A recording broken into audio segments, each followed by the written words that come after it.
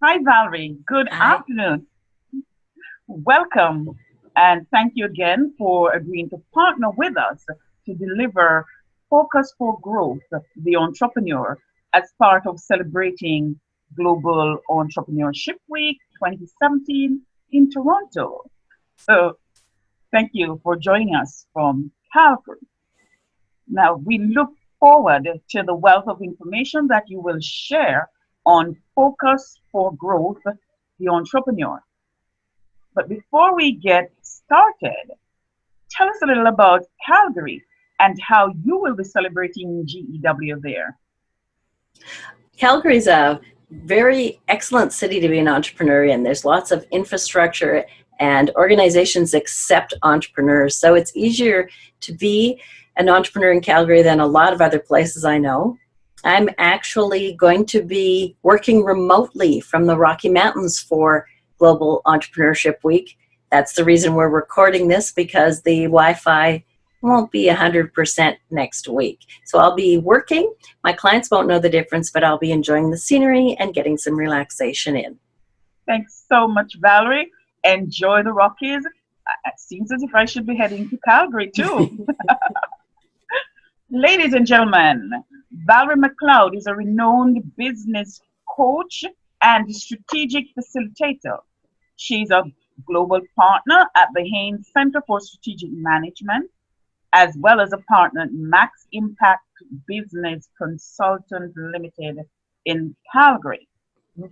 Valerie is also the author of the book, Me Off the Treadmill, using everyday magic to live an extraordinary life.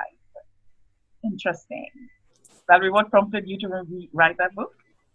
I wrote that book because I had been on the treadmill for quite a few years when I worked internally in an oil and gas company in Calgary, and I wanted to become an entrepreneur and make decisions on my own life and have a bigger impact in the world. And I wanted to help others to make that journey as well. And so the book is a workbook, and there's exercises in it and questions, and people guide themselves through the creation of an extraordinary life plan. Wow, interesting. I should get myself a copy of it. Okay. Ladies and gentlemen, without further ado, we will get into the conversation. Focused for Growth, the Entrepreneur. Valerie, what kind of mindset does an entrepreneur need in order to stay focused and deliver growth? I think there's 6 main areas in the mindset of an entrepreneur that we all should have to be very successful and continue to move forward. And the first one is clear vision. And it's not just, I want to work from the beach, I want to work from the Rocky Mountains, I want to sleep in the mornings, or I want to have a flexible work schedule, or whatever.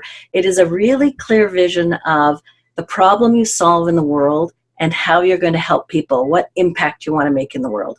And with that really clear vision, then it's easy for entrepreneurs to decide what to do and what not to do, where to put our limited resources, where to focus, where to step forward. Without that clear vision, I find entrepreneurs can flounder and sort of spin their wheels and waste time and not have the impact in the world we want to make. The second is to have action orientation. So lots of people have great plans, but they don't do anything about them. So that action orientation is around stepping forward, around feeling the fear and moving forward anyway, around taking action, around trying something new, around moving forward. The third one is learning from your mistakes. If you're going to take action, you're going to make some mistakes, and give yourself permission to make mistakes and learn from them every time. I love the phrase, fail forward. So if you're falling and you're failing, at least learn from it and fall forward in the direction of your vision towards what you want to do. The fourth thing is continuous learning. As an entrepreneur, nobody tells me what I should be learning, what's the next thing for me in my career path, what I should be doing. So I have to have that mindset around what should I be learning, where should I be putting my time, what should I be doing next so that I can add value to my clients. The fifth piece is don't forget about yourself and your family. As an entrepreneur, you can work 80 hours a week very easily, but I want you to remember yourself and take care of yourself. So that's get some sleep, eat properly, exercise, lower your stress level. And don't forget the important people in your life, those relationships that need to be nurtured, your family and your friends for your well-being. And the last thing is probably the most difficult, and that's let go of things that don't serve you. So if it's a negative friend, if it's I've always done invoices this way, or this is what I think an entrepreneurship life is going to be like, let go of those things that aren't helping you make good decisions, that aren't helping you move forward, that aren't helping you have the impact you want to have in the world. Let go of those. Powerful, Valerie. Thank you. I really love feeling the fear and moving forward anyway, as well as your last remark. Valerie, how important is the mindset in determining the success of an entrepreneur? I think it's really important for an entrepreneur to have that right mindset, because if we don't have the right mindset, we can just get busy doing stuff instead of knowing what's important, knowing what we want to do, knowing what we want to have as our legacy. If we aren't clear on the mindset and taking action and taking care of ourselves, we can just get busy doing stuff and not making the world a better place. The legacy. Got to know the legacy we want to leave. Yeah. What are the key elements of the mindset that will facilitate sustained or proactive focus and business success? I think the most important part is that clear vision, that knowing what I want to do and making the choice every day, every moment. So I did some work with the RCMP, and they gave me a bracelet that had WIN on it, and it stands for What's Important Now.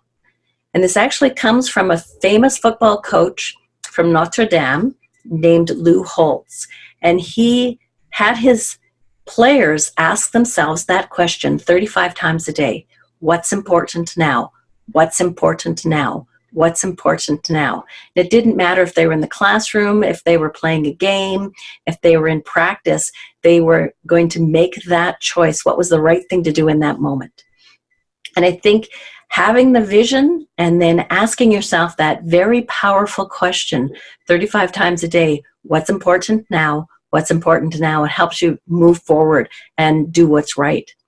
Wow. And so lots of law enforcement agencies have taken that on to help their people every moment say what's important for us to do right now, what's important now, what's important now. I think it's a very powerful but very simple way for an entrepreneur to know your vision, know where you're going, and then continually ask yourself that question.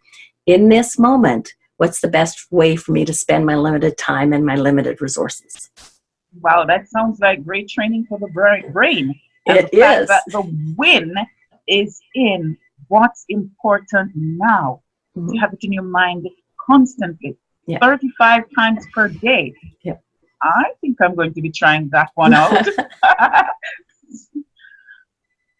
My next question to you is, how would you describe the DNA of the Canadian entrepreneur, and how should young entrepreneurs leverage that? The DNA of a Canadian entrepreneur, according to the Centre for Innovative Studies in Calgary, is innovation and creativity. And so I think Canadians, we are very good at solving problems in a creative way. And so I want all the entrepreneurs out there to stretch their creativity muscles, to try something different. So I've got some ways for you to be more creative. So the first one is teach others something that you know.